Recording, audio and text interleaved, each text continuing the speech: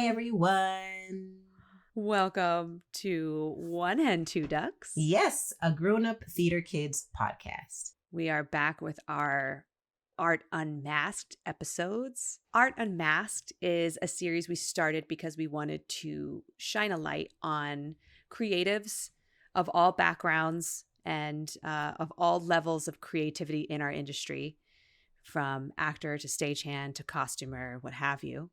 And we wanted to make sure that those people get the recognition they deserve, especially during this time of the pandemic, how they're handling it, what have you. And this being Black History Month, we wanted to do a special BIPOC episode where we really shine the light on those creatives, part of the BIPOC community in our industry. So our first guest is so dear to Megan and I's heart. We have known him for many years, and he is an educator. He is an actor. He is a director. He is Robert Connor. Mr. Connor is an educator. He is a director. He has his own production company. And we wanted to chat with him to get his insight on how things could hopefully move forward after the pandemic ends. Yes, especially in the African American community. Let's listen. Okay, we have a very special guest on the podcast today. Very special indeed. As we know, this is our Art Unmasked series where we bring on creatives from all different backgrounds all around the world. And we kind of talk to them about their experience, and especially sort of during the pandemic, kind of how things have changed. And with this series, we are doing a very special BIPOC edition to really shine a light on those creatives.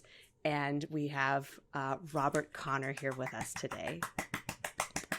Now, was it weird, Megan, to call him Robert Connor? Because I'm still on the Mr. Connor train, choo choo. Oh. I just started sweating the minute I said it. You all are very well grown and adults. My God, I am honored to be here, and I'm honored to be asked to talk about some things you may want to hear what I have to say about. So thank you for having me. Awesome. Absolutely. It's our pleasure. Now, Mr. Connor, if you could just let us know, tell our audience a little bit about who you are and your career thus far. I am a product of Pittsburgh, Pennsylvania, performing arts school as a high school student. And then from that point on, I never kind of stopped pursuing arts and entertainment in some form or fashion. I ultimately went on to Morehouse College and graduated from there with a degree in communications. And at that time, this was the late 80s, I thought I was going to be a newscaster. I really did. Always loved music and theater and, those types of things. But in the back of my mind, my very practical father always said, you need to get a job to have some retirement and this, that, and the third. And so I thought, okay, I like to talk. I like, the polishedness of news and everything. So, I thought I was going to go off and be a newscaster. And I actually started working right out of undergrad at a number 5 market news station. And 6 months in, I said, this is not for me. I like it. And so I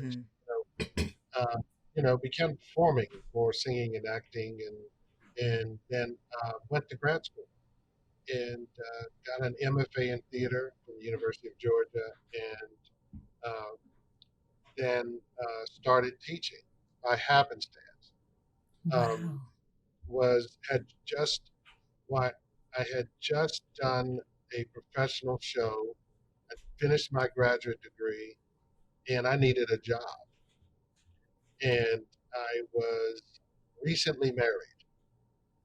And I said, I need a job, And so a friend of mine, real talk. This is how I got into teaching. I saw at an event, a theater event, a professional theater event. I said, I need a job. I said, you're working over at the Performing Arts School. I said, they're looking for somebody. She says, oh my God, we are looking for a drama teacher. And I said, I'll take it. just joking. It wasn't like, they had made the decision. We were at a cocktail party. But literally a week later, I interviewed and was hired. And that's my Wow. teaching career of 21 years uh, started. And started working at Tri-Cities High School, which is a very well-known performing arts school in Atlanta. Then, was recruited to come out to Las Vegas Academy, and I worked there for 7 years. Now I'm currently working as the fine arts director at a performing arts school in a suburb of Atlanta called New Manchester High School. It's the FAME program. So I've had about 40 years of arts, entertainment, and education. Wow. And I've had really, really good experiences to spend time with really talented and creative people over those years. Amazing. Amazing. That is incredible.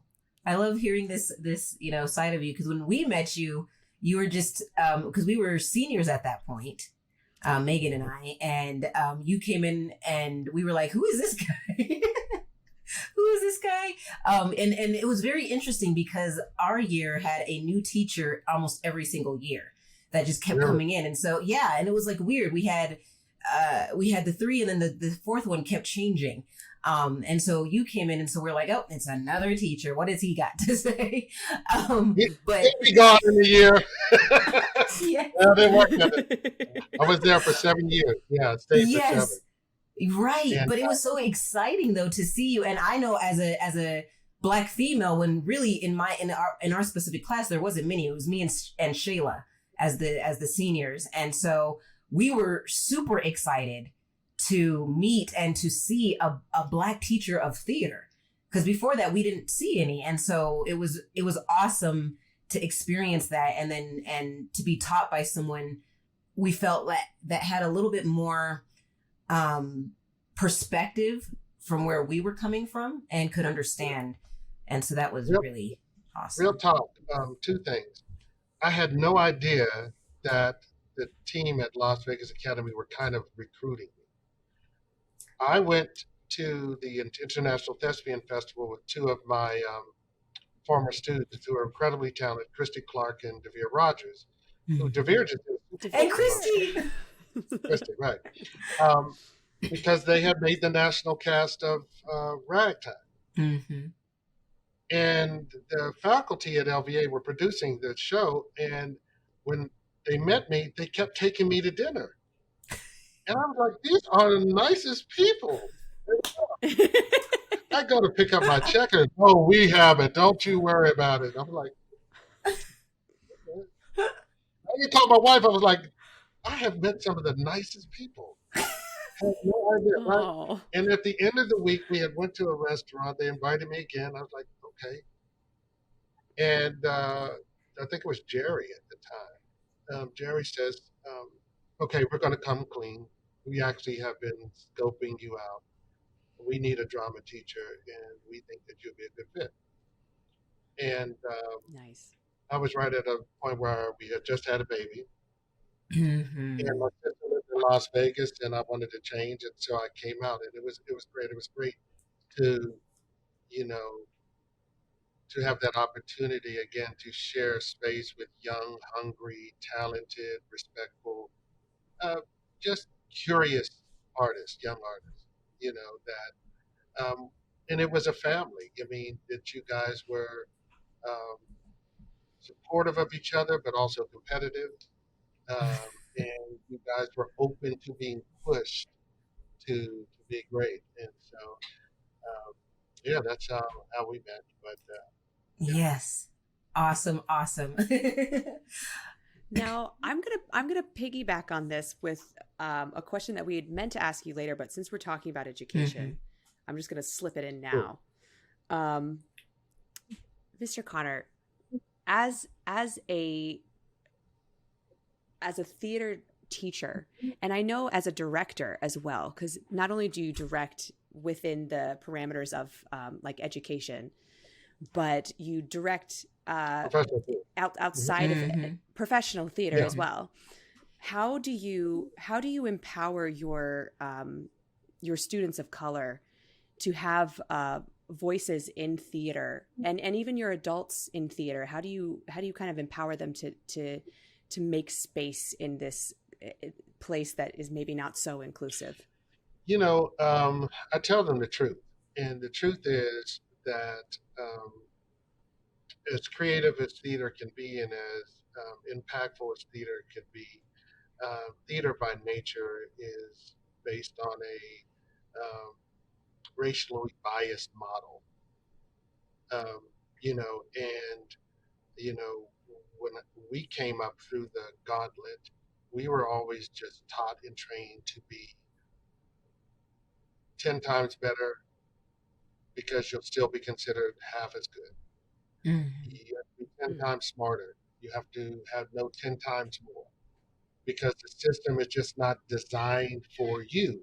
So you have to trick the system with this undeniability, you know, and that's unfortunate.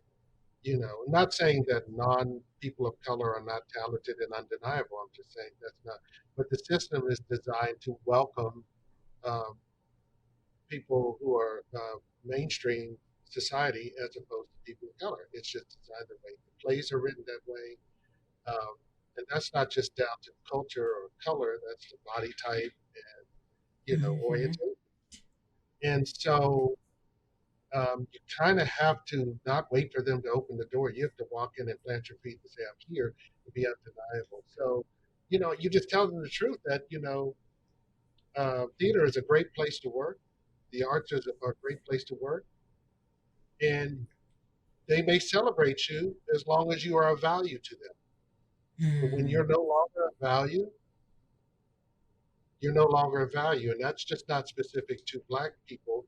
But as it relates to being Black people, you are more easily disposable than non Black Yeah. people. And so all the brown kids Black and brown kids that I've taught, it's almost kind of like Black parents when they say they have the talk with their kids about the police. When the opportunity presents itself, I have a talk with them and say, "Hey, what are you doing? Like you don't have the luxury of not being prepared. You Right. don't, because your lack of preparedness and her lack of preparedness are two different lack of preparedness. You know, all of it. You don't have the wiggle room to have a moment Mm-hmm. because if Right. you have a moment, it's considered as threatening and dangerous. If they have a moment, it's a moment. Right. And so it's about really telling young people the truth so they can prepare themselves to what they're getting into so they understand the system. The worst thing you can do is make a young person believe this world that we live in, whether it's theater or politics or business, is a fair and equitable place. It's just Mm-hmm. Right. life isn't fair. I had a real nuts and bolts, unapologetic father who just would always say, life ain't fair.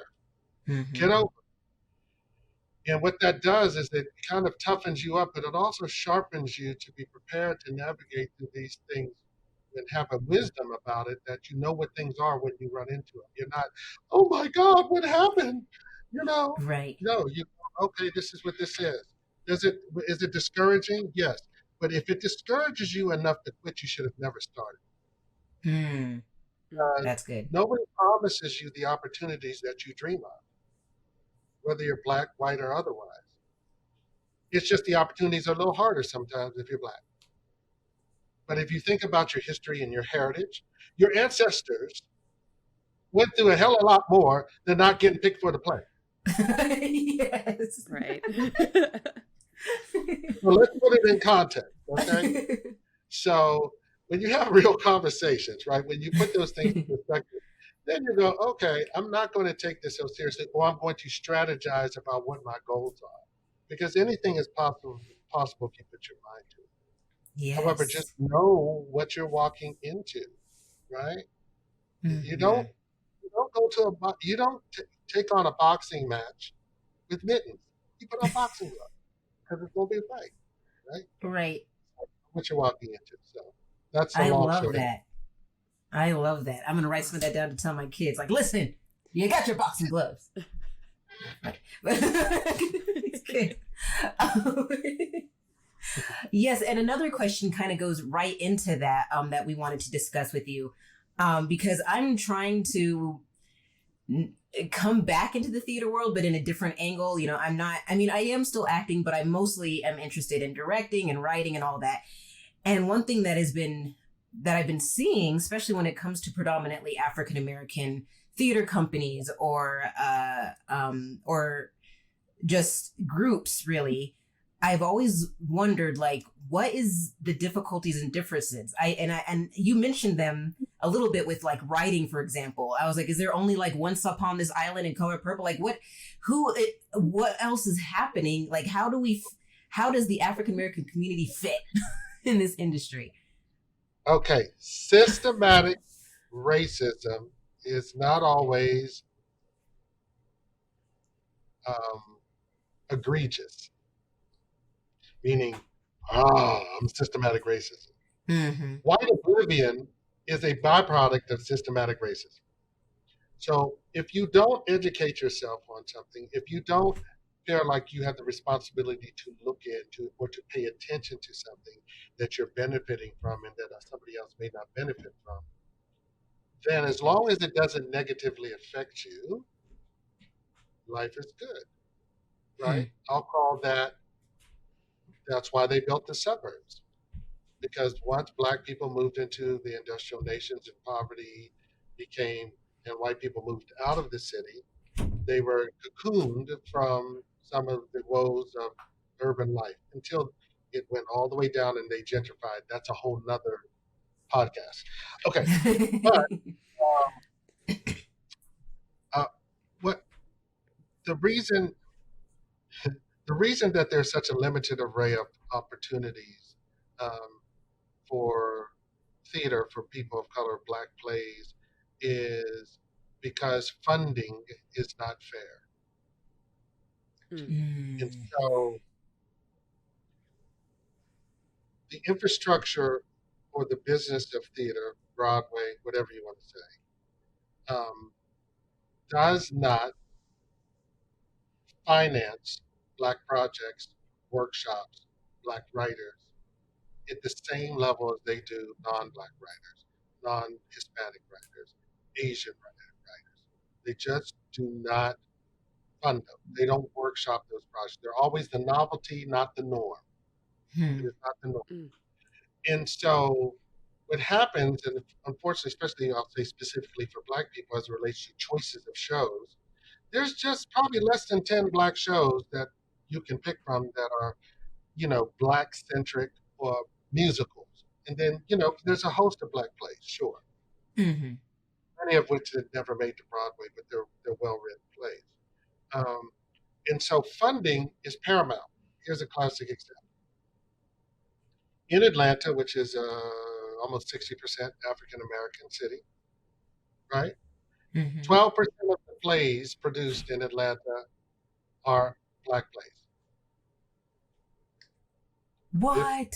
Wow. 60% of the population, but the funding to see theater goes to the predominantly white organizations, and they produce only 12% of plays that have black theme, subject matter, or actors.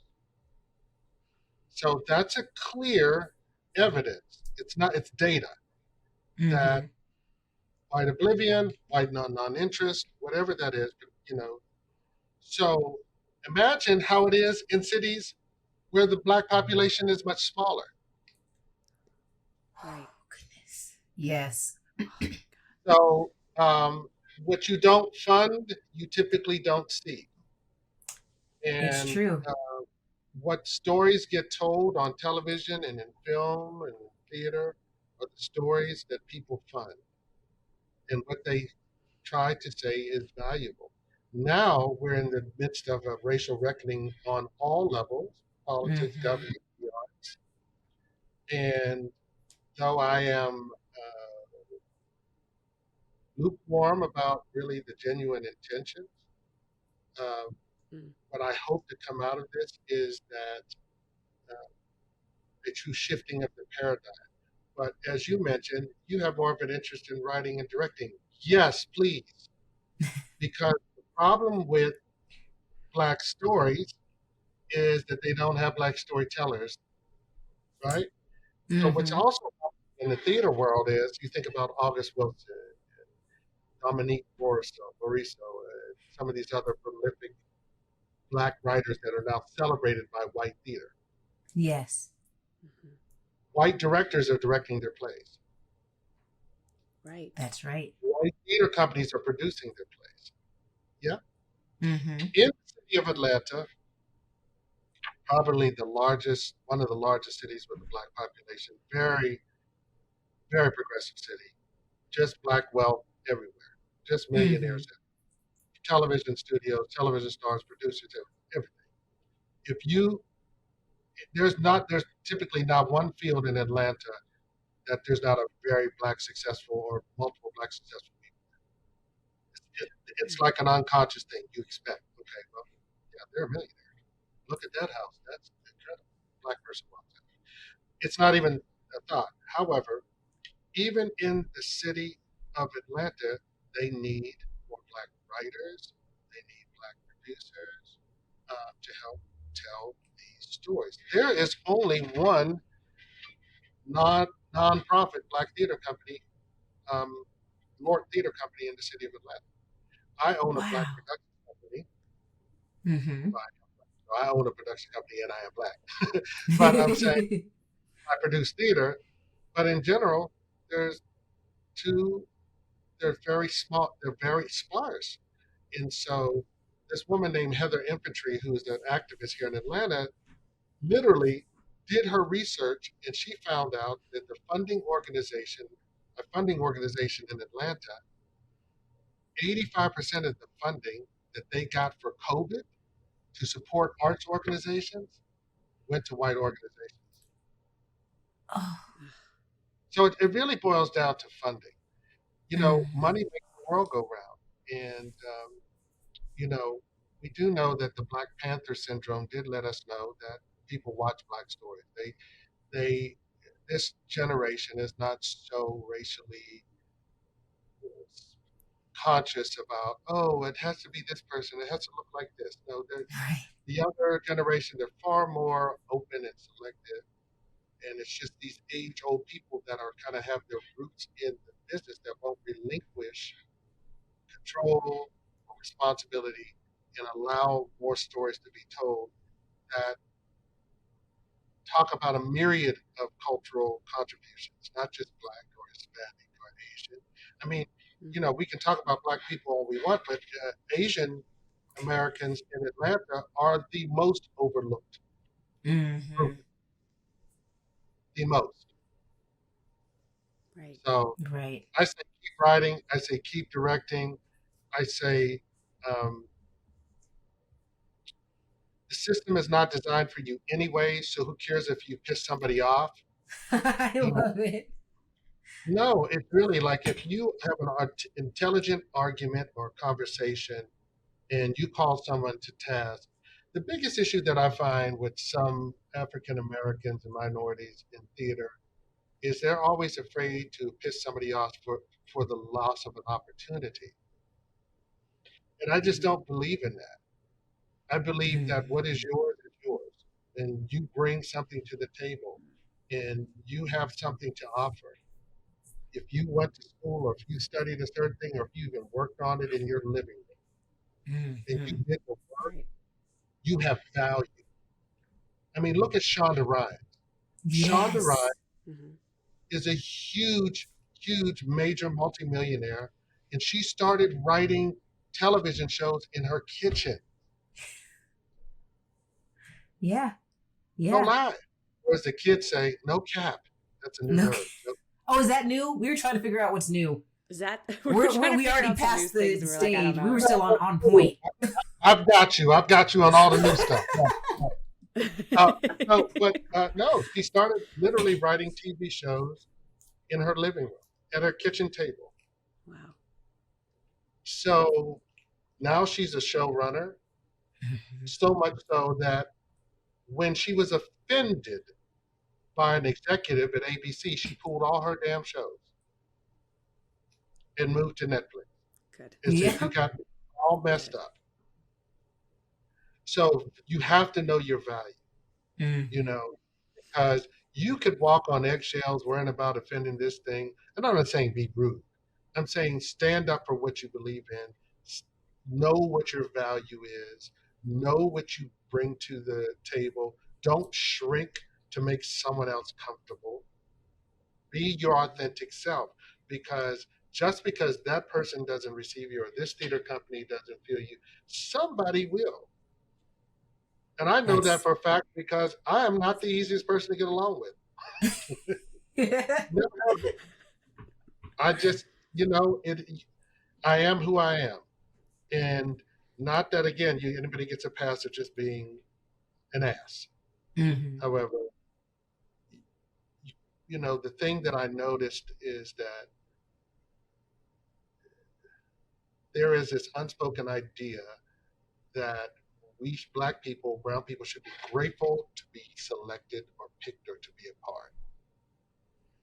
And I'm like, I'll be damned. You, I'll bring something. uh-huh. When I walk in the room, it's going to change Yes. because what I got here and what I got here and what I'm willing to give you is going to be a benefit to the experience. If not, then I'm not for you. And so I always encourage people to be respectfully confident in the things that you dream of, and because I'm telling you, you walk in these rooms and you think these people who have these opportunities are far smarter than you and far more experienced than you, and no, most of the time they just have privilege. hmm Mm. Their uncle knew somebody who got them onto the gig. hmm You go on these TV sets, a lot of these people are grandfathered in. They've never worked on a TV show in their life, and they're Yep, wearing a walkie-talkie. it's true. Yeah. We talk about it all the time in the city where like you have um, actors who don't have to work, whose apartment is paid for by their parents, who can go to an unlimited amount of auditions. You know what I mean? And that just gives you a totally different step up Yeah, Correct. completely. That's than, something you don't have to you know worry what I about. But mean? here's the beauty of that. If you're not that person, just think how rich your life is, Right. because you have to Hmm. wade through a whole lot of holy hell to get to your goal. So that Yeah. gives you so much more depth and character that you can bring that to any audition. Because hmm when they're auditioning you, they want to see some authenticity, and life gives you that grit. It gives you that depth that you'll have the advantage because you've been through something.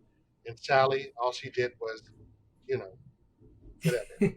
Mr. Connor, there, it, before the pandemic started, there was already starting to become a bigger conversation in the theater community about how falsely inclusive it is.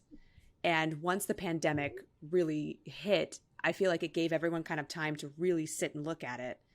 And the Black Theater Coalition was formed in June 2020 to kind of hold more theaters and creatives accountable. Do you Yeah. feel like that is something that will make massive steps, make massive change once things kind of get rolling again? Do you think we'll go back to the way it was? How do we hold ourselves and each other accountable so we're not just doing the bare minimum, that we're going all the way with it? Okay. So that's a twofold response. The first, hmm let's start with if we're talking about dismantling the systematic, um, institutionalized racist practices of predominantly white theater organizations. I think that am I widely confident that there's going to be massive changes? No. And the reason is um, because if you really damn cared, it wouldn't have taken all of this to happen for you to all have this awakening. Mm-hmm. But okay. All right, so let's pretend that you've had this epiphany and people change. So say there's this collective broad epiphany amongst white theater makers and say, oh, we have been so, we've excluded so many people. We've been so awful to this group of people. We have been so myopic about how we consider what is great theater. Um, we please, Black people, help us change. This is facetiousness. I know I'm being facetious. Okay, but unless you are going to dismantle your infrastructure from the inside out, unless your artistic directors, your management directors, your board members, unless you diversify the engine, the car will still keep running the same. Hiring more Black actors just makes more people entertained. Right. And that's what they think Black people do anyway. We're either bouncing a ball or we're singing and dancing. Yep. But who's in the boardroom saying your season should look like this? Your season should consistently have one African American or two plays. You should have a Latinx play. You should, who's in there shaking it up? That's not a convenient choice, because putting a Black face in a space is not a guarantee for change. Yeah. It's not a guarantee. Yeah. Because there are Black people in this world that hold the same unfortunate ideas and ideals about diversity as some white people do. And so a lot of times these board members, they'll go find the convenient choice. Tracy Brown Wilson has a play called The Good Negro. Somebody who doesn't challenge them, who, as they call, thrives for white adjacency. And white adjacency is that Black person who would sacrifice anything about their own selves just so that they are approved and seen acceptable to white people. And that is a serious idiosyncrasy that sits within the Black community. And that's why we deal with these issues of beauty and hair and skin color, because we feel like if you approve of me, then I am affirmed. But if they really are looking for people to dismantle their ideology, they have to bring in people that are willing to redecorate their house. And that's different.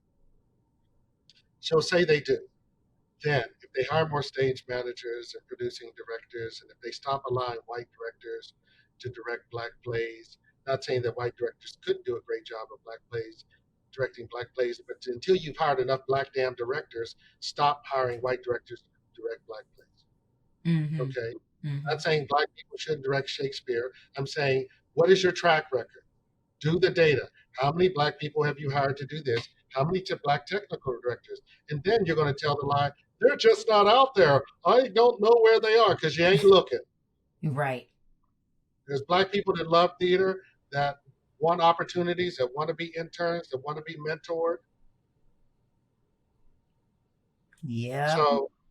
So let's stop playing that game. But because I don't have the bandwidth for the bullshit. Excuse me. Can I cuss on Yes, it's okay. You're fine. I don't have the bandwidth for the bullshit conversation, because I call it all bullshit after a while. It's like, come on, I'm good. That's part one. So if you're really trying to change predominantly white theater organizations, I think it starts in the boardroom with board members, and then your artistic staff and your production staff, because then the conversations change in the building. Then that will parlay to the stage, right? And you've got to forego your fear that your audiences won't appreciate. Here's a classic example. You guys may or may not know this. One of the first shows I directed at LVA was Once on This Island, one of the first, the musical. And I was told categorically by my white counterparts, no one is coming to see this play. Bad choice, Robert. I don't care. I'm doing it. Yes. Okay. Well, we're not going to be able to put a whole lot of money behind this, because it even happens in education. Right. Oh. Because we can't waste money on a show we're not going to sell. Well, how much you got? I'll take it. After the 8th sold out show,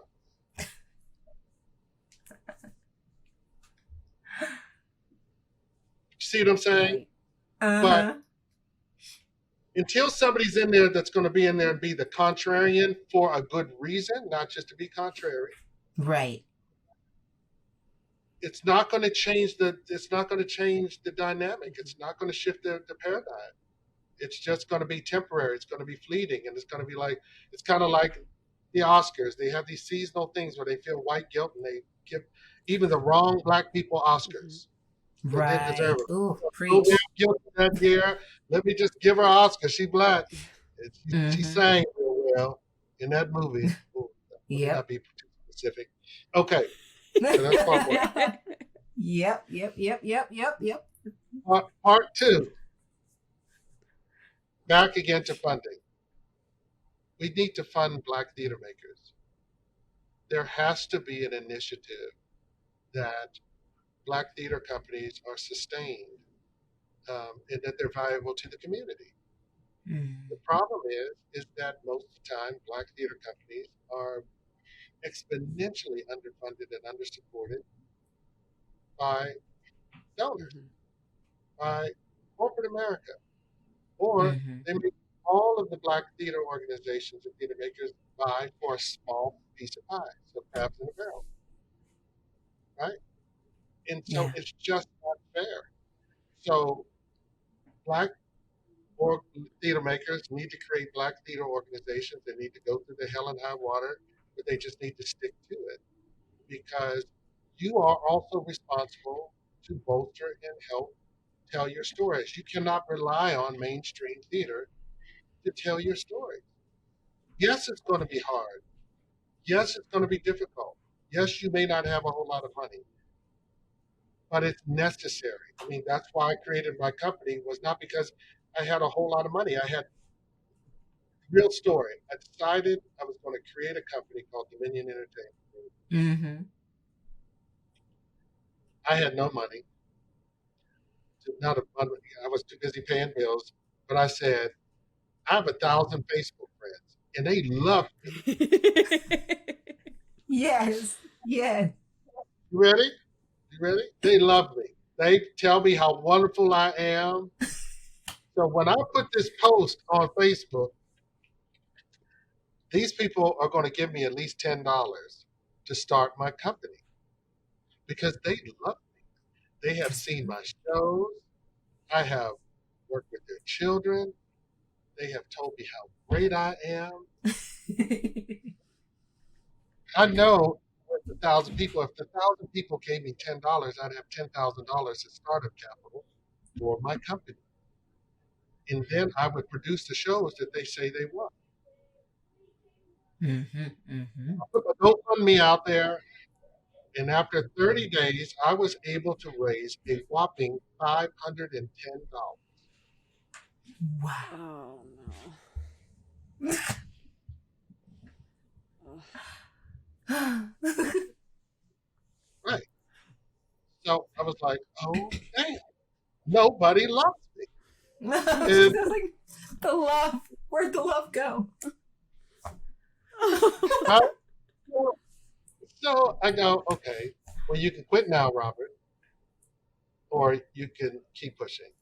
So I just wasn't willing to give up. And I had actually low key kind of announced I was going to do a show with no money. Mhm.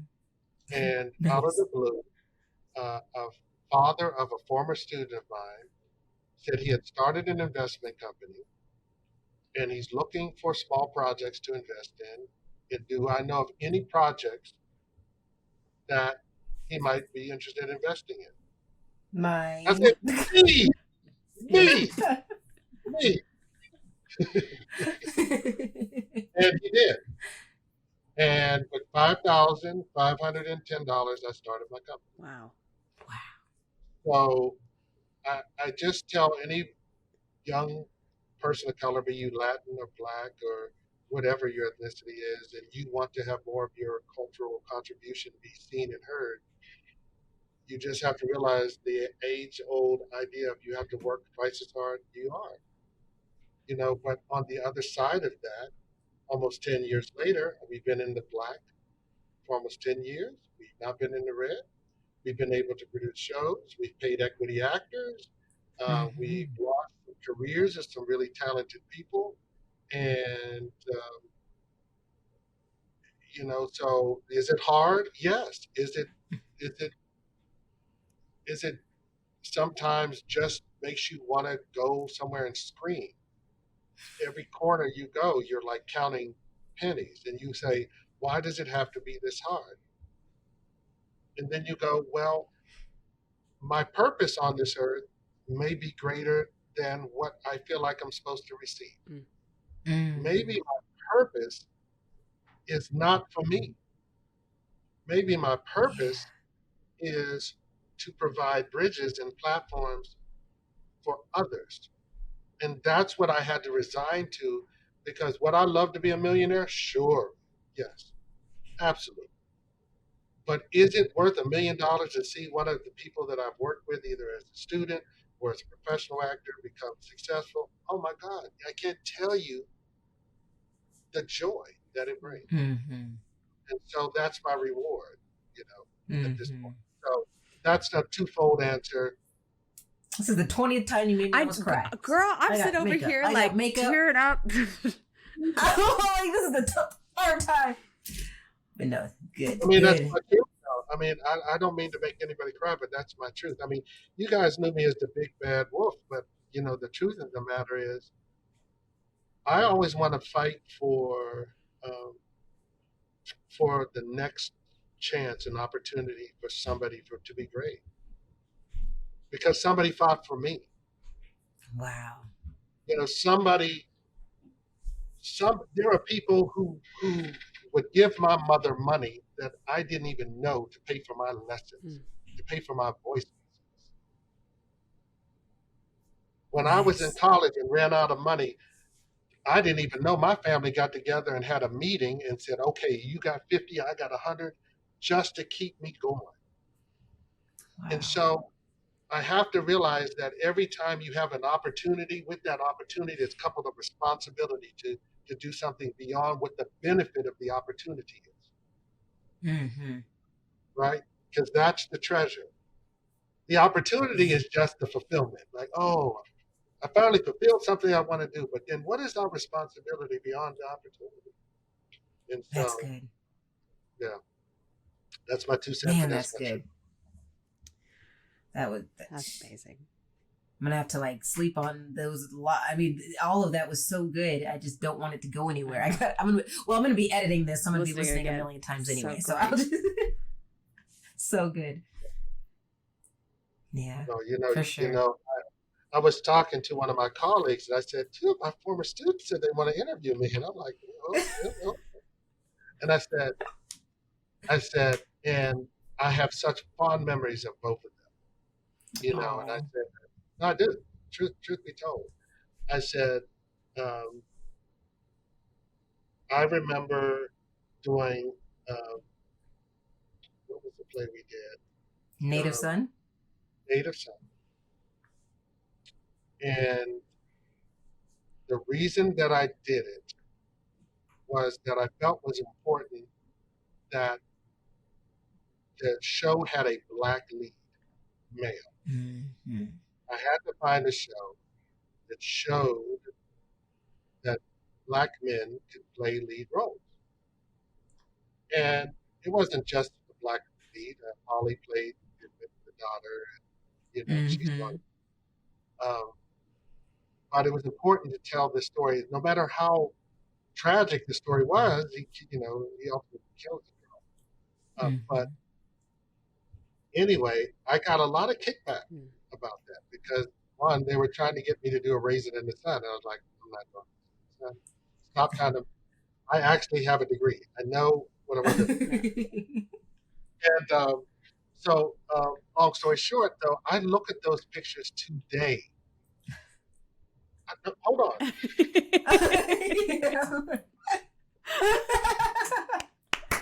That's amazing. Oh, that's awesome. trek through my long office. Oh my God.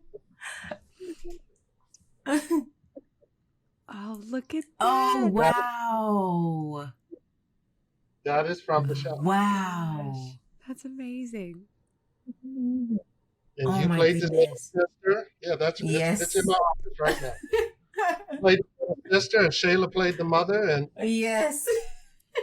but I felt like, it shifted the paradigm in LVA. Yeah. And it made them start thinking that we got to stop putting black kids in the ensemble and give the Hispanic kids in the ensemble, and really realize that all these kids are valuable, and you can shift the paradigm. But they're going to need to have a Selena in there using her grace and poise and intellect to go, hey, look at it this way. They're going to need a Megan who has, a wealth of things that she has to offer to say, hey, but look at it this way.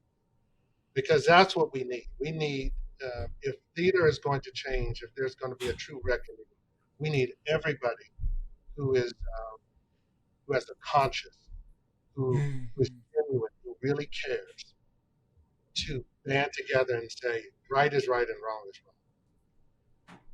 And that's all it's going to take. I'm sorry, I Wow. talked. No, No, you're good. Don't worry about it. Don't be sorry. We ain't got nothing. We ain't got nothing. It's so funny. My baby is napping, so I'm good for a few. We were talking about native son. I mean, we've been we always share memories with each other all the time, almost every time we talk. And we were talking about native son, and it was funny because Selena was like, I feel like I wasn't like, I was a senior and I was checking out and maybe I wasn't as good. I was like, are you kidding me? I was like, I was the student director. And I remember specifically, it was the boys who could never remember their words, but because you and Shayla were there kind of anchoring the show, you guys really Yes, made. there was one boy who really could not remember his lines, and I won't let you Yes, But, someone completely forgot, skipped from the beginning of the scene to the end of the scene. But I did feel bad because I was telling Megan yesterday how I was like, man, I feel bad because one of the last times that I got to work with him, I was so done, and that it wasn't fit, because I just imagine now being on the other side of just wanting, and that was one of your first directing roles as a new teacher, wanting to do this well, and then your students are checking out every 5 seconds, I'm done, I don't want to do that. And it's I would have been so frustrated. So I was a little nervous coming into this, oh, I promise I'm better, I'm not checked out. I don't even recall that. Yeah, that's what I said too. I was I don't. That's so funny. Maybe you felt that way, but directing a play is, I won't even equate it to childbirth because that would be an insult to childbirth. It parallels to childbirth because once it's up, all of the struggle is forgotten. Right? That's true. It's you. At the end of the day, you all are young people. You're young people. You are young. And we were putting material on you that might have been a little larger than your life experience. So asking you to stretch in the senior year with a new teacher who is a little brash, it was awesome. I think you're beating yourself up. I think that even as an adult person who still acts, I still have my own idiosyncrasies that sabotage me.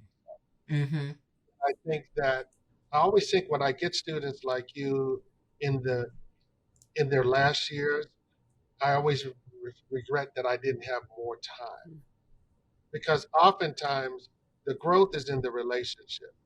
Right. So you're able to cultivate certain things out of a student when you can develop a better relationship. And you guys getting ready to leave, your mind is somewhere else. It's an unfair thing that you do to yourself. You say to yourself, "Oh, I wish I was." No, you were the least of my concern, possibly. The kids were not my concern at all. I was fighting more, in these streets. Yeah. I was fighting more for the kids and trying to get adults to understand that your ideology is not a singular homogenous thing. There are other thoughts in this. And I think it kind of when they made me department chair, the new principal made me department chair, it kind of ruffled even more feathers because it was like, now he's in charge, you know, you know. That's good But though. it's all good though because I still remember that show. I still remember. We have fond memories too. We remember we were talking about one of our favorites is I have two of my favorites. But one especially is when you were trying to get the class to participate in this activity and no one was really listening to you. And so you got Shayla up and you're like, I think y'all just don't understand me. And you made her your black interpreter. She made a sign and everything that said black interpreter. And then you were like, no, y'all need to get up. And then she was like, would you all please rise? And you know, speaking So good. It was so funny. And so, you know, full circle, really, honestly, when I look back, there's a lot of things that I felt like I meant well by. In retrospect, I could probably have found better words. Um, yes, the provocative nature, I'm always going to be a provocateur, but, you know, never do I want any kid to walk away damaged. I just want them to be shaken out of that thing that stands in the way. You know, Mm-hmm. this day in society, I'm far safer for my own well-being because kids are just not the same. That's They're true. and it's such a more dangerous place for educators. Mm. Mm-hmm. And Mm-hmm. I don't want anybody to misconstrue my intentions. Um, I always tell kids, if I'm fussing at you, I love you like crazy. If I'm even Yeah. thinking, I never waste that bandwidth on kids that I feel like, oh, I'm good. So if I'm like, Mm-hmm. blah, blah, blah, blah, blah, blah, blah, blah, I'm thinking about, okay, what's their next success point? I just mentioned earlier, I have a former student, his name is Devere Rogers. And Devere starred in this movie called My Spy Mm-hmm. with he's a big muscle guy and a little girl. And it was a Amazon Prime movie.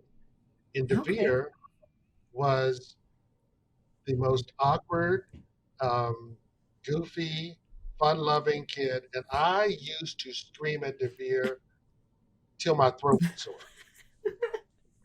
Devere, Devere, Devere, and, and no lie, and to see this guy, this kid, he's number 6 on the call sheet for a major motion picture. Just did a Super Bowl commercial for Allstate. Whoop. He was killing the game, and I'm like, okay, it was worth it. And it's Yeah. not, that's to me not necessarily the benchmark. I'm just saying, whatever your success story is, if anything that I gave somebody is going to make you go, I have a better understanding. I feel like I was used in the way that I needed to be Mm. used. I don't have all the answers. A lot of times when I say stuff, I don't even know I'm going to say it. I swear to God. Yeah. It just kind of comes out. And um, I even remember one time there was a girl named Carrie. Do you guys met Carrie Warren? Remember her? I don't think so. Carrie. I don't She think might so. have been No. behind you guys, but she was a very talented young actress that was Nellie. I'll say Nellie. She would get Nellie, and she had um, made it past the first round for Juilliard, Mm. and I was coaching her through her audition, and she kept clamming up. She kept clamming up, and I was like, and I just she got so upset she started crying, and she started crying, and I said, "Go," and she said, "What?" I said, "Go." She said, "Brian," I said, "Do your monologue now." So she's like crying, and she started going through it, and then all of a sudden it was like, she was in it, Wow. and the whole class was like, "Oh my God, that's it." And so to now know that she's a Juilliard grad and she's doing her thing, and Yeah. they're yelling at her work. It worked. And it did. And that was the one thing I know Megan and I also discussed before. The main takeaways from us LVA students, at least the ones that I know of, I mean, there might be some that disagree, but I need for us is that we left knowing that you guys oftentimes were fighting more for us than we ourselves. Like I was telling Megan how I didn't want to go to theater school because I thought I wasn't good enough, and how, you know, you guys were mad at me. And but knowing that people cared enough to be mad about, like, I was like, man, they actually do believe in me, which made me rethink, as I was already at UNLV, like, well, maybe I should not give up. And I know the same thing, a lot of it with Megan too, of this constant in our back encouragement, knowing that these teachers cared about us, and sometimes even more than we did, which is a beautiful thing. It's hard to let people throw away something you see in them. You know, a lot of times we see in you that you guys don't even see in yourself. Mm-hmm. And it's just really hard for me to allow, like, to see this gift, this talent, this compassion, this hunger, this curiosity just throw away. So that's always my struggle as a teacher. I don't struggle as much anymore, I'll be honest with you. I used to. It's just a different time. That's all I'm saying. It's just a different time. Mr. Robert Connor, it's just been such an honor to talk to you and such a joy to hear what you have to say. It's also been incredible reuniting with you a little bit on here, and yes, and listening to you has been so inspiring, so eye-opening at the same time. And I just want to thank you for your time. Still teaching. It's just in you. It's just in you, man. It has been my pleasure. Love you all. I'm proud of you all. And to even have this opportunity to talk to you all again, it just warms my heart. So thank you. Oh, such a great interview. So inspiring. Yes. So great to hear from him. It was just it was so amazing to hear his perspective. And gave us a little something to think about, and also a little inspiration, and, you know, he's still teaching. Times. Maybe cry. It's fine. He's still teaching. He's still teaching us. Yes, it's in him, man. So much. It's in him. Encouragement and building us up. Still, love him. Love him. And now, Megan, who do we have next? Well, and it's interesting that Mr. Connor mentioned how the Asian community is still one of the least represented communities in theater, because we planned on having my dear friend Marina Kondo as our next guest. And she is a young up-and-coming Asian American actress. She has been in many off-Broadway shows and tours. So let's hear her interview. All right. We have a special guest with us today on our Art Unmasked series, which is where we try to focus on artists and creatives all over the United States and all around the world, and just how they are getting through this time, and also just a little bit more of kind of seeing how art is created. Mm-hmm. And we're having a very special episode this time. It's focusing more on our BIPOC creators in our industry. And we have a very special guest. Her name is Marina Kondo. Hi, Marina. Hi. Thank you so much for having me. Thank you for being here. I'm so excited to be here. I mean, this is awesome. It's so good to see you too. I mean, it's been over a year since I've actually seen you, Megan. I know. Isn't that crazy? Mm-hmm. I was telling Selena a little bit about our experiences with the show we were in and how we met. But yeah, how about you tell our audience a little bit about who you are and your career up to this point? Totally. My name is Marina Kondo. I am a Netherlands-born Japanese, first generation Japanese American, I guess. My parents are 100% Japanese, and I guess my family came to America, to Michigan, when I was like 1 or something. So I've really lived in Michigan for most of my life. My dad worked for the Mitsubishi Trading Company, so I was kind of a military kid in that like I moved around a lot in my life.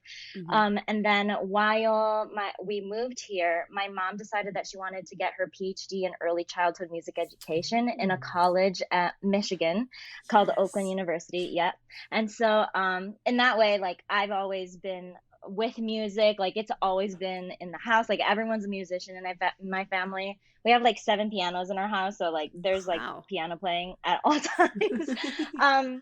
But yeah, so which is why I stayed in Michigan. I was all over Michigan. I went to a boarding arts high school called Interlochen Arts Academy for 3 years, and then I ended up going to University of Michigan for musical theater and got my BFA and graduated in 2017. And then Yay. now it's almost about 4 years since I've graduated, and yeah. And you moved to New York City? I moved to New York City. I moved right after, what did I do? Oh yeah, I did a summer stock. There's a summer stock called the Muni in St. Louis, and I did 3 summers there, and I also did it on my senior year. And after that summer, I moved to New York because I booked the brand new off-Broadway musical K-pop.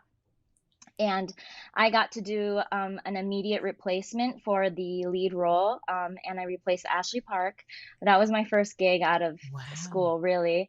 I like, it was beyond anything that I could like comprehend, like, you know, like especially like a replacement, that's not something you learn at school or anything like that. But also what was special about K-pop was that that was my first experience being in an all Asian American group, and of course that was like the job that I got got right off of the bat, you know. And in a school where like it's a predominantly Caucasian white, you know, it was a very in every way was very new, and so that was such a great experience. I mean, such a fun show too, and really great performers, and I made a lot of friends. And then I kicked around for like 4 months auditioning here and there, and I booked the King and I national tour. That was really Nice. cool. Yeah. That was when I really got to know some like fellow Asian American actors. Mm-hmm. So it's really like it holds a really special place in my heart, especially because a lot of Asian American actors that I've looked up to when I was a kid, like Jose Lana and Darren Lee, they're all like amazing. They've been on like multiple Broadway shows, like leading men, and like you know, the one Asian in an ensemble. So like getting to know the industry through them, and kind of getting to know what it's like to be an Asian American in this industry was critical. Like yeah. And so I did that, and then I moved back to New York after 9 months, and I did a few off-Broadway shows, including Made in America. That was really cool. I mean, those were like, Made in America was a Malaysian written show as well, so that was also Asian. I mean, Yeah. you know, it's like it always carries on with me, but I feel really lucky that I get to kind of experience like an Asian American experience in the theater right away, and they're really all amazing performances and shows and stuff. But yeah, I also did New York City Center, a Sondheim show, road show. Oh my gosh, I've been like not doing theater for so long. I'm like, what was my anyways, I'm getting there. I'm so yeah, I did that, and then I booked Frozen. I booked it like 6 months in advance, which was crazy. Like I've never had that before. So I was just kind of waiting for Frozen to start. So in the meanwhile, I did like HBO. I did my first TV in Succession. I was a Nice. Japanese translator. Wait, you're in Succession, like the show. I'm a huge. Is it gonna be the new season coming up, or is it? I was just like a little tiny part. It was the first episode of season 2, and if you look closely, I'm literally in it for like 10 seconds. I'm gonna go back and watch it because I love that show. So I'm gonna just go back and watch it just Oh my to God, see you. please. Yes. I mean, But yeah, and then I did Frozen, and I did I'm playing Queen Iduna in the national tour. We opened in December officially in LA. We closed on March 12th or something like that. I got to debut Anna. One of the understudies for Anna, and I got to do it 3 times right before it closed. But I was the first Asian American to play Anna in the Disney Frozen musical. So I Nice. think that was definitely a career highlight for me. But yeah, Yes. sorry, this awesome. is like a Darn blob of COVID. information. No, that's what we wanted. We wanted the whole blob of your life so far. Thank you for listening. Yeah, of course. Your life in 9 minutes. Fantastic. um So obviously, you know that this episode kind of focuses on our BIPOC creators and artists. Hmm. Obviously, there is, when we talk about minorities in theater, Hmm. Asian Americans are still one of the most underrepresented groups in theater. Hmm. And that Yeah. goes for like actors, that's writers, directors, people in the room, Yes. anything. And a lot of representation in theater, at least some of the things that you could play were maybe very stereotypical characters anyway. So they weren't Yes. necessarily honest Asian stories. Hmm. Did you ever have a moment where you realized that disparity, or you realized like, oh, this is going to be more difficult for me? Or did you, or like maybe in a way saying it a little bit differently, like did you ever feel that as an Whew. artist? Hard-hitting questions right off the bat. Okay. Let's see. That's a really good question. I think ignorance is bliss in some ways, because when I grew up watching theater in Detroit, in movies, I don't know, on YouTube, you don't really see anyone that looks like me do anything, and so I didn't really like.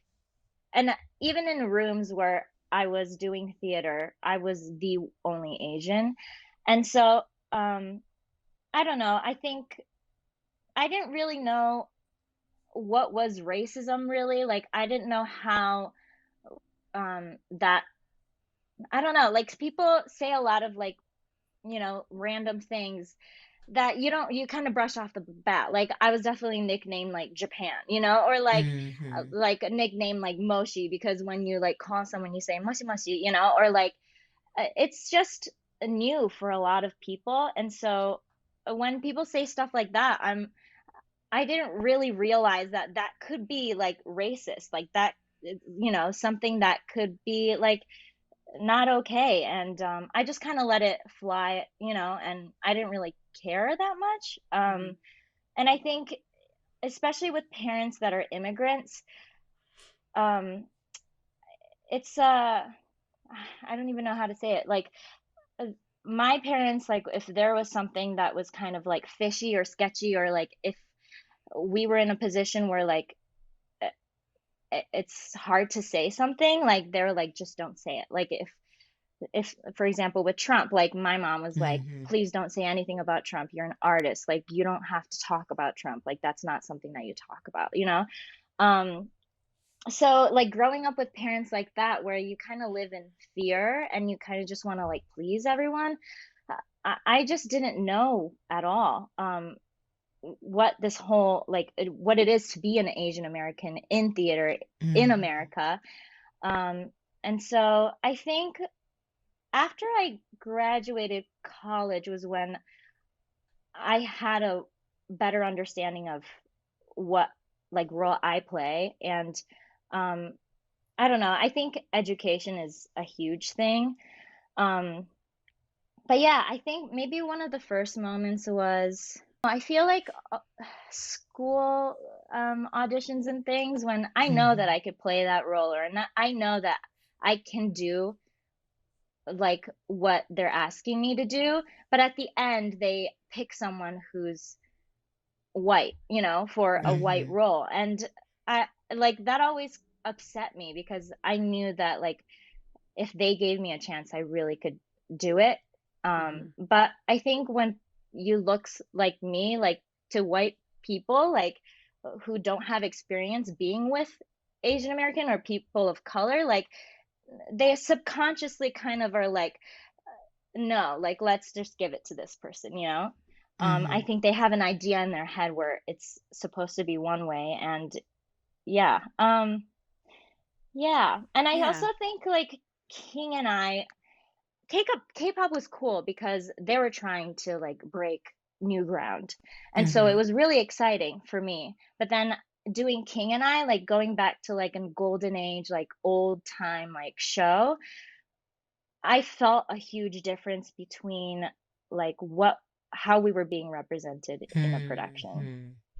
And I questioned it a lot. Yeah.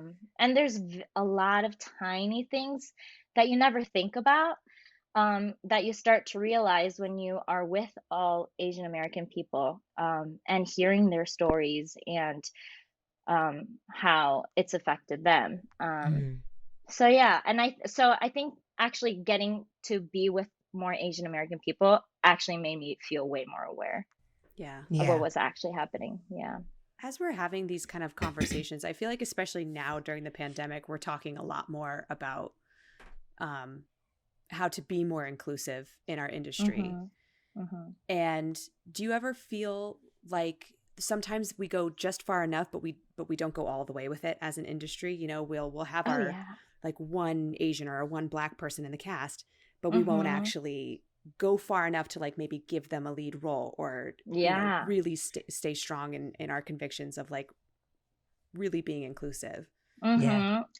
I think personally, like with Frozen, I thought about that for sure. I mean, there's a lot of different layers to all of this, and at the end of the day, theater is very commercial. So when you say Frozen, the rest of the world is expecting someone who looks just like the movie. So I can't say much because I know that that's what people want to see, but I always wonder, like, would they have given me that role? Like, if, like, race aside, like, if I had the chance, like, could I even be the role? Like, why do I have to be the understudy when, like, Yeah. it's so Well, no, it's weird to talk about too. Yeah, that affects I feel like that affects so many artists of color that they aren't necessarily the first choice. They're the second, they're like the backup, and yet the production itself is praised for being so inclusive, but it just It's not. In the eyes of a BIPOC person, it kind of goes a little short. Yeah. And yeah, I think with Frozen too, there's only, including one of the kids, we only had 3 Asian American people in our cast, and they're quite, you know, it's a big production. So and it seems calculated, like, okay, like this is how many people we need to make it considered like diverse. Like, and it's always 3 people. Like, if you look at other productions of the same production, like it's always kind of like about the same amount of numbers. And so, yeah, like it's all, I don't know what goes on behind the scenes. Like, I'm talking about like an actor's perspective, but I'm sure there's so many layers, like producers, creative, like, you know, the creative team that includes like the choreographers and the directors and like the people who write the show. Like, there's so much that happens. So like it's hard for me to talk about, but yeah, like those are just some of the things you notice. Yeah, I agree with you. I think there is, when it comes to that inclusivity of that, well, we're gonna only hit where we have to, and you know, and I think it's a problem of wanting. Like, if they're not going to want to do this, if this is not, like you said, those creatives, those writers, those directors, those producers, if it's not something they truly want to do, then I feel like we're not going to see as much inclusivity as we'd want to until we get people in, more, maybe even more younger directors, more, because I feel like our generation's a little bit more open-minded. You know, get more of our people in, because then they want to make it just about the art and less about the business, and give people opportunities just based on talent. and not worth. And I feel like that goes back to education. Like, I feel like when I think about all of the things that, are lacking, like, I think back on like education first. Like, if I grew up in Michigan and was around a lot of people of color, and we were being like a diverse group of people were being educated and given the same education, then I think moving forward, it'll just like, it's like a domino effect, and like people Yes. will have more opportunities and given chances. But I really believe in like young people. And right now, I mean, theater is like an old American thing. Like, it's a staple of America. And so it's a hard thing to change when now, like, there's a lot of older people, older generational people behind the scenes, like, producing and directing and all this. And so I really think that if you put someone young and has perspective come into these productions, like, I think if you give them a chance, like, it'll, change completely and so fast. Yes. And I think people are so willing to like make that change happen. It's just that like there's so much like empireness like that goes on. So Mhm. like they have to give things to the older people. They have to give it to the people who have like Tony Awards, but the people who have Tony Awards are nominated by other like white folk who, are old. So it's like a Mhm. domino effect. Yeah. Yeah, Yeah. because you see, we just did our episode on Six recently, and that one here we have number one, they weren't even American. Well, their show wasn't American technically either. But anyway, but you have a very young writers and very young directors, and then when you look at the show, then it's like it's no wonder they have this huge diverse cast, this huge like they saw the characters differently. Everything was completely different. And I feel like as we come into this new generation, I feel like that's going to become the norm. And as Megan likes to say, where we don't have to even have these conversations anymore. We don't have to make a big deal when an Asian American becomes on it. It'll just be, oh, that's normal. Of course. Yeah. Of course. Why Yeah. not? Instead of, oh my goodness, look, it wouldn't be as much of a shock when it's normalized, and that'll be exciting. Yeah. Oh my gosh. I think when we kind of like when we start really talking about places in theater, obviously there needs to be kind of a bigger focus on writers and directors and creatives and even board members of color and Asian board members and Asian writers telling Asian stories that don't include some kind of stereotyped person or some villain even. Have there been certain roles that just in theater or whatnot that you would have loved to have seen kind of a strong Asian presence in? Is there like a certain show that doesn't necessarily have to be a white person in the role? It could be like, how they did Oklahoma, and they kind of diversified the casting there. Is there like other shows that you would be like, oh, that? Or do you have any like dream roles that you'd be like, I want to play that? Oh man. That's a really hard question. Ever since I've realized like what it means to be an Asian American in the theater, like I feel like my want to play a specific role kind of like diminished. Is that terrible? Like, No, it's the truth. I don't know, like even like revivals and things like that, like the story itself is so like a lot of them have really problematic themes, have really problematic like characters, and um I feel like it's really hard to do revivals, and even with a diverse cast, to make it feel like we're doing a service to people of color, or just all people of color, I guess. Because sometimes it does, like especially with American history, like with civil rights, and like I feel like Black people have way more opportunity in terms of like storytelling, and to like, yeah, and especially with American theater, there's a lot more spaces for that. But I don't know, like I don't feel like I see myself in these old yeah, golden age stories. Mm-hmm. Um, What is a story yeah, that you'd want to tell? Like, because I'm thinking, because when you're talking, I'm thinking of what maybe, for example, like Lin-Manuel Miranda must have been thinking, like in the sense of the Hispanic culture, of him not being able to mm-hmm, see or even picture himself as anybody but maybe two roles in theater.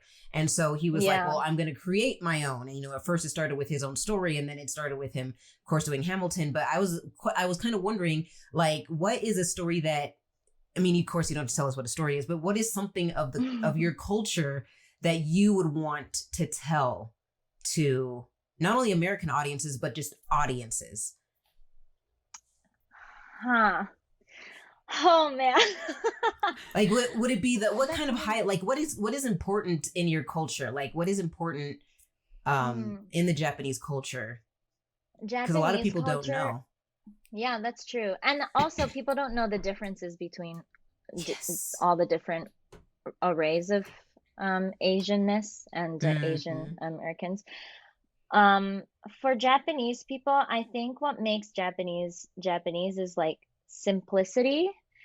And there's always beauty in, like, if there was like something like a glass, oh here, like a mug, and like this is whole, like there's nothing wrong with it, there's no chips or anything like that, but as soon as it does have a chip, like that's art in Japan. Like the missing piece, like the Mm. silence is art.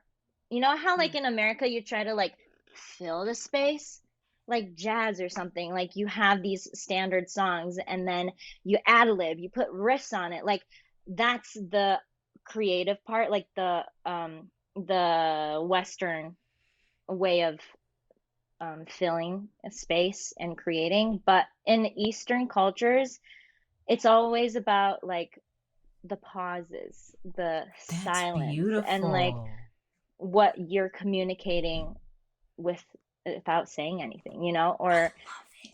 in pieces of art, like it's a simple like swan and then like a few flowers, but like what's in like the areas that doesn't have anything, like what is it saying? Mm-hmm. um I don't know, like there's concepts That's like so that where cool. That's Oh it's yeah, an I'm gonna go interesting write. thing I'm gonna go write a when you story. think I'll be right back. yeah, when you think about like writing and stuff too. That's such an important piece of it. I never thought about it that way. That is hmm so yeah, cool. I think Like, I that's the could just difference between, see how strong of a piece that would be in theater. Like, yeah, it would be awesome to do something. yeah, I was because you had said just right before this, you'd said that there is a lot of difference of Asia is a big uh-huh, place and yeah, there's different Asians. Do you hmm, think that maybe would be the next kind of stepping stone, is to kind of yeah, make sure that we're like you're representing each Asian correctly and not yeah, like oh, I'm gonna yeah. cast you as the Korean girl and you're like, but I'm not Korean, but okay.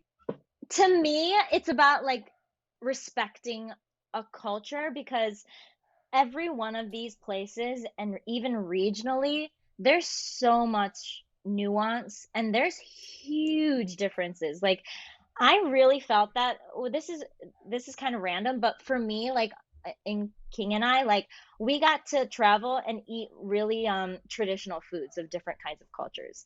And like that was a big huge like realization for me, like these flavors are so vastly different, like from what I have in Japanese food. It's like a lot of like dashi, like you like take out a lot of flavors by like boiling them, and then like Korean has a lot of like Korean food has a lot of spices, and like they love meat, like, or it's like there's, and like, yeah, stuff like that, like that makes me realize how different all of these cultures are. And like that's just food, but like think about everything else in Mm-hmm. terms of like how we treat things, how we do things, like what is our motto, like um and to me, like memoirs of a geisha, like I know that for sure, like even if I don't feel anything towards it, like I'm sure Chinese people are probably like, this isn't how we would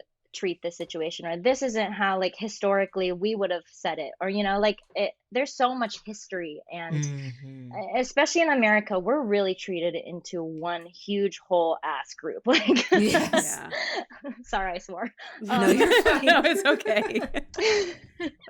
But like, and it's really, and King and I too, like that's a story about Thailand and Yes. cultures of Thailand, and the art in the show is so specific, like, and we only had one Thai person in our cast too, like just one. Wow. It was mostly Wow. Filipino. There's quite a few Japanese people, which is really rare because I don't really meet a lot of Japanese people in the industry. There are a few Koreans, there are a few Chinese. Yeah, there's some Vietnamese, but it was literally only one person, and we had Thai language in our show, and then Wow. also like our like Asian like broken English language was taught by a white person. Like we had to Zoom and talk to people who, like, and it was like a Yeah. British Thai kind of fusion, so they told us how we were supposed to say all these words, and like that's just an idea of something, and even if like that was based on some like facts about like how Thai people speak, like just little things like that, I'm like, I don't know, like this feels a little sketchy, and like can't say anything because I'm an actor and we're the product, and like our careers are on the line, and Right. Yeah. And you we still don't need even that have job. You still need that yeah, paycheck. You know what I mean? Right. If you don't take a exactly. role, that's a role that you still need to do. Yeah. You know what I mean? And I feel like we're Yeah. having that discussion a lot more in the Latinx community of like making sure you're being honest of what country's represented. But I feel like that conversation hasn't really sparked yet in the focus on the Asian community in theater. Right. I think there's steps to this, and like that seems like people are starting to do it. I've seen a lot of Asian American, like people create stories about their specific culture, and Yes. and it's really exciting stuff, but definitely launching those is really difficult because you need kind of a white producer. Yeah. Like, Yeah. unfortunately, you do. Like, Yeah. so like it's true. It's very true. yeah, yeah, there's some like different like readings that I've done too in New York, and pretty cool ones with like Jason Robert Brown and stuff. And it was about Chinese and communism and stuff like that. And yeah, like it would just seem like, I mean, Jason Robert Brown is amazing, of course. Like he's an icon, but and I don't want to like name drop, or but whatever, but it was really hard being in those rooms, and like when he was like, hey, like let me know if I'm like not doing this right, like check me, like if you need me to. But it's really hard in a 1 week reading, like what are you gonna say, like how can you say that, Yeah. It's like So I you don't know. kind of need almost like a liaison, almost like you would have an intimacy coordinator. Yes. Yes. That you know what I mean? You'd need some kind of coordinator to kind of your go-between person that you can speak to, where you don't Yeah. have to necessarily, as someone who has a very small career and just starting, has to speak to a huge established white Right. male. Right. Right. And what's good is that like there's some progress being made, like with Frozen during Black Lives Matter. Like I know that Disney really took that to heart, and we had a lot of meetings about Black Lives Matter and like how that is, and we even had a Zoom call about like, okay, let's be like honest here, like we want to hear what you have to say, like Wow. about Disney as a company, as what we thought. And that was really nice to like feel to be in a safe space and talk about it. But they also talked about how like they wanted to add a person of color, like coordinator or someone to go to about these issues within the company, and that's a really nice step, because there are a lot of moments, even within like in any show this happens. In almost actually every show this happens.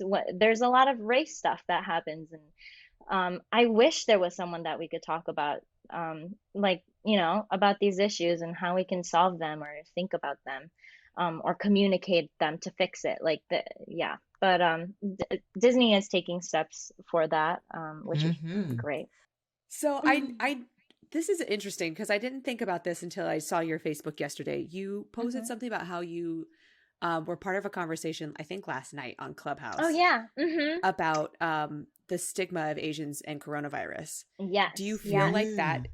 Do you think that that'll translate somehow into theater? Like, do you think that that stigma will translate? If anything, I feel like there might be like a musical about it or something, like someone might actually make a play. I think we Asian Americans don't like to talk about, like, before this, like, we never talked about racism, really. Like, we never really had conversations. Like, I didn't have a person to talk to except for when I started doing shows, but with Asian Americans. But in general, like, we're taught to be quiet. Like, we're taught to, like, if you don't have anything productive to say, like, keep it in. And so I think within the Asian community, there's so much to unpack. Even I don't understand half the time, like, what's happening or what it all means. And I'm doing a lot of learning, I'm realizing, and I need to, because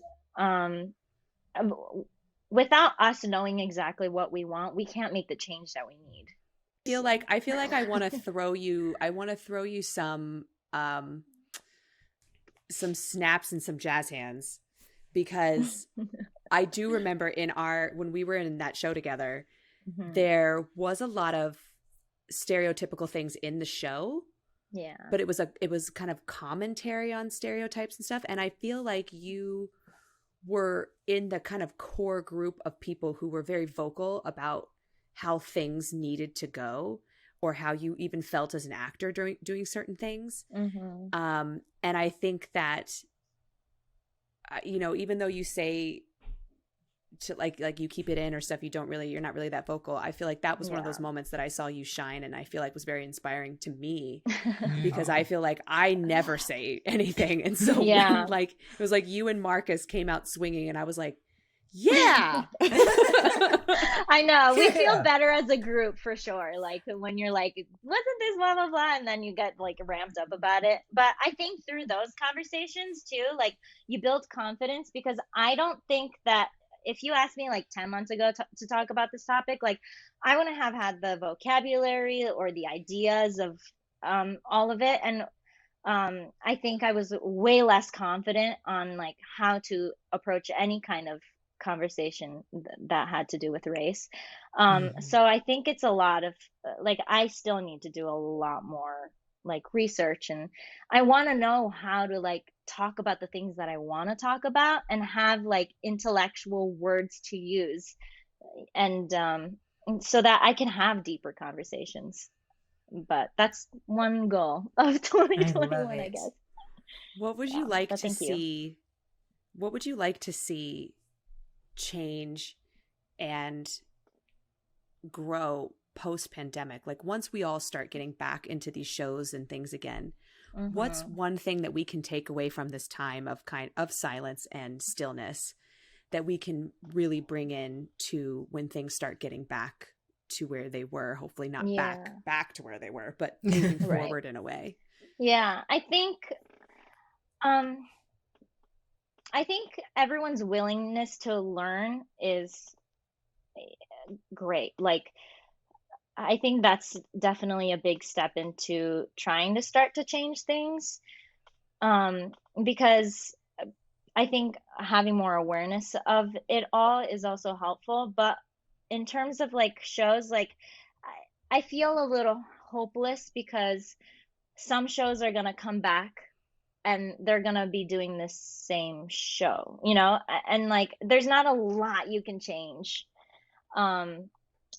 to make it better, so I think it starts from us actually making new material, and new concepts, and starting from, like, the bottom and really creating something, like, like a iceberg or something, like something that's really structurally really cohesive and thought about. Mm-hmm. Yeah, but I think it's about people wanting to hear and listen and actually taking that in and trying to do the best that they can is, I feel like, all you can really ask for at this point. It's kind of hard because a lot has changed and there has been so much time since the pandemic started. Mhm. Um, because I think if, like, when it comes down to it, like, since I want a job, I'm gonna go back to Frozen. And I think everyone's gonna be in that mindset of like, okay, pandemic's over, like, let's just find a job. Like, like it's not gonna be like, I don't know if I want to take that job because like I don't know if it like is like correct. Like I feel Mm-hmm. like that's gonna definitely come to the aftermath and for actors.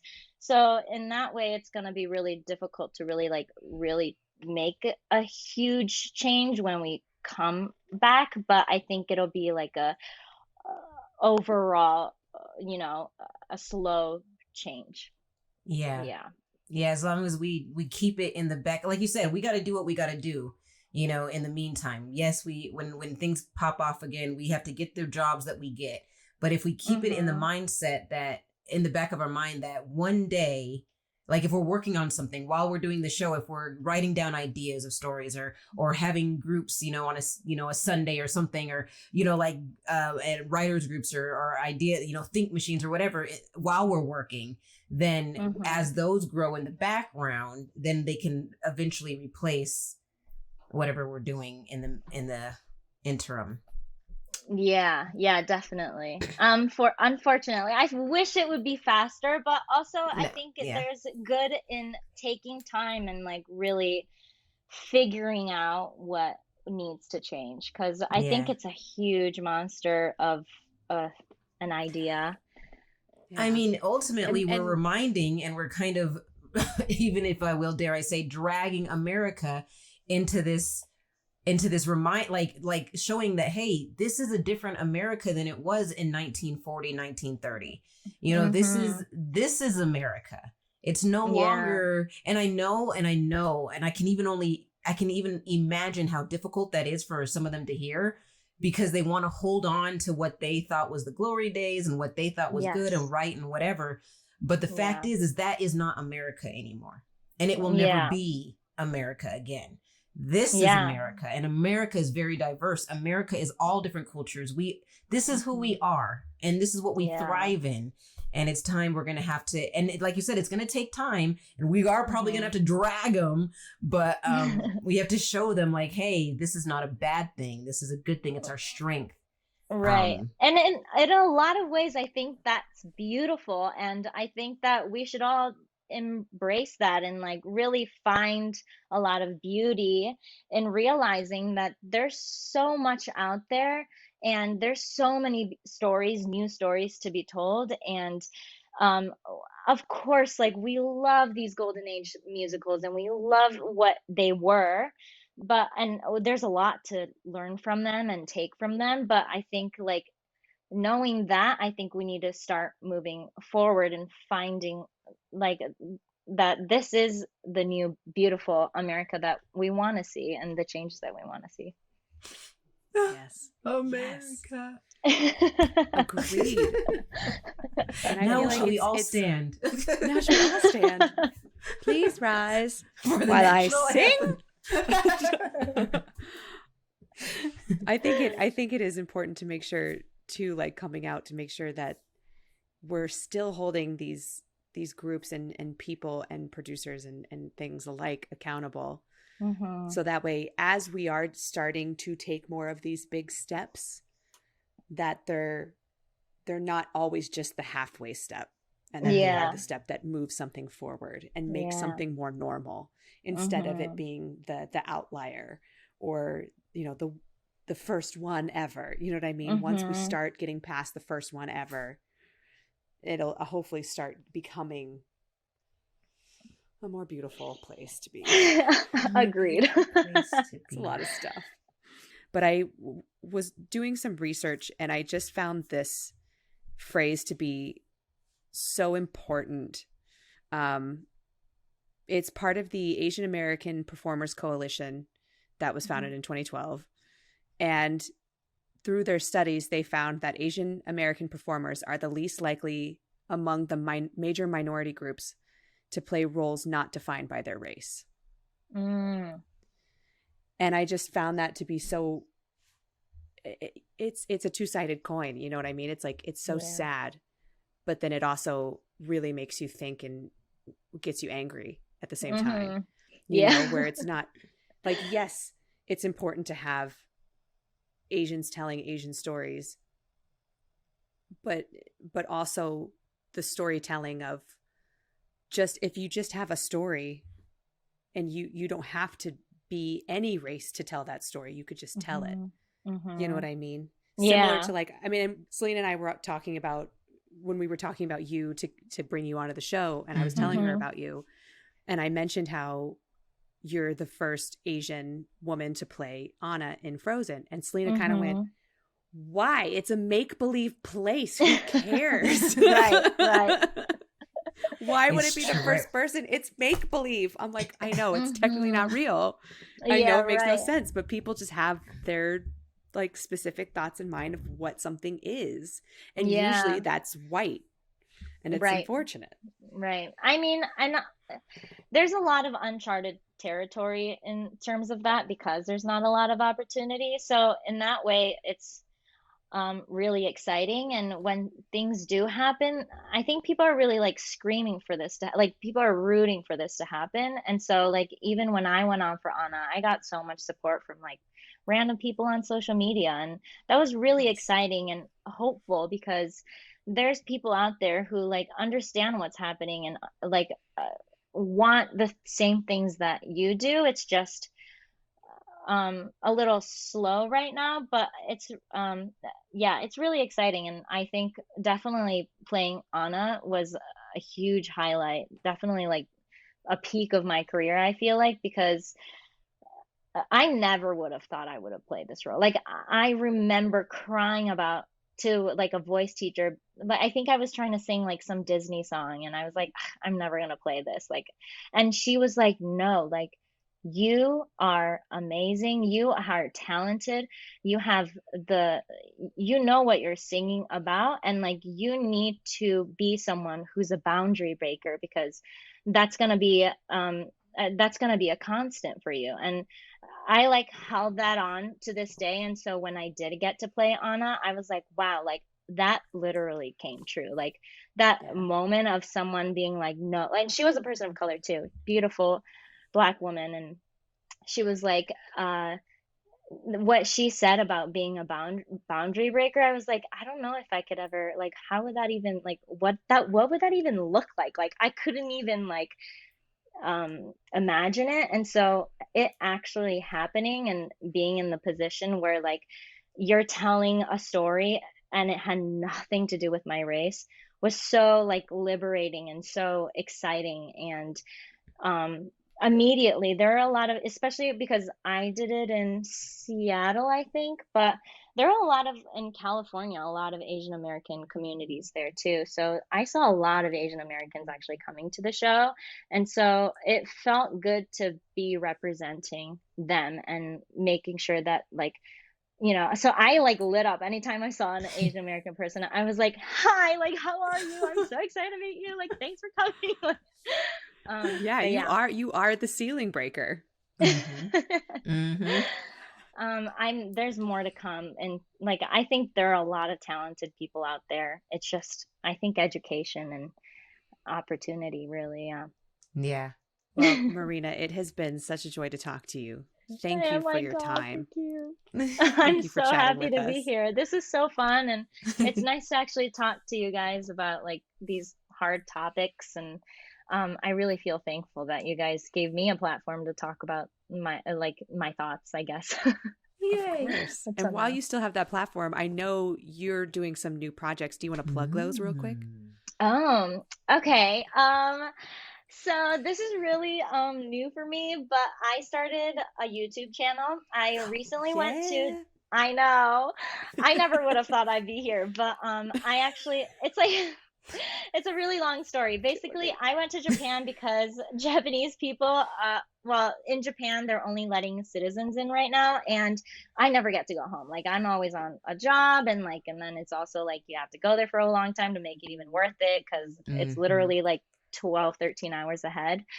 And so with this pandemic, my grandma was like, you should come. And my mom and my dad were there too. So they're like, please come. And so I went for like a month and a half. And as someone who's Japanese and also speaks English, both languages fluently, I used to have a lot of jobs in Japan and did a lot of like jazz gigs and TV and stuff like that. So going back, I always get a few jobs. But I met this guy who does YouTube, and he asked me if I wanted to start a YouTube channel because he thinks with like a Japanese audience I could do something with it, but if not, just an opportunity for me to just kind of explore what I have and dig deeper, I guess. So yeah, I have a YouTube channel. Yes, so me. look at the link right up here and go and check it out. Thank you. And for our podcast listeners, go on to YouTube. Marina Kondo is the YouTube channel. Thank you so much, Marina. It's been such a pleasure having you here and talking with us. You. Yes. Thank you so much. Oh, thank you, Marina Kondo. Thank you so what much. A wonderful interview. You were such a lovely guest. It was just so nice to get your perspective and hear your thoughts and also just share in your joy and your light. She has such light. You're very correct in that. She's such light. She just brightened up our Riverside. I'm telling you. Just brightened it up, man. Amazing. But thank you again, Marina Kondo. Thank you again, Robert Connor, for being part of our special BIPOC episode and helping to shine light on artists and creatives of color and how we can move their stories along into more mainstream ways. Indeed. It's been a very inspiring, very open-minded, open-eyed conversation with both of them. I'm so glad that we had the opportunity to share with our audience these perspectives, and I'm hoping that you guys were able to take some nuggets along with you. This is a part of who we are. This is what One Hen, Two Ducks does. We go deeper into theater, not just about the outside. We also look inside, and so Art Unmasked are a part of our thing. So if you love these interviews, if you love these conversations, make sure you like and subscribe to our channel. Oh yeah. Ring the bell so you get notifications when we post new stuff. Yes, you're not going to want to miss it. And also, Megan, what can they do on Patreon?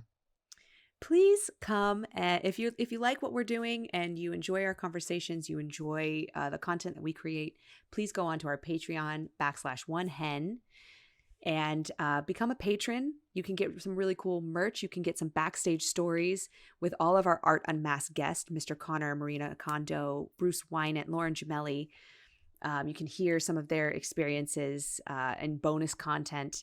You can get shout outs on our podcast. So please become a patron. It would mean the world to us. Also, Indeed. If you could subscribe to our podcast and give us some stars, we'd also really appreciate that as well. Yes. We so enjoy making this content for you because not only does it feel like it really feeds my little artistic soul during this time, because I felt so lost during this time, and to have some of these artists kind of talk to us about either the way they're getting through it or the hope they have for the future, or even just the way they perceive art in general has been just so inspirational to me. Mm-hmm. And I'm so happy that Selena, you and I can go on this journey and bring other people with it. Yes. I love you. And I love you. I love you. And I love you. I love you. Guys, I love you. I love you. Thank you all so much for watching. Thank you guys. See you next week. Bye.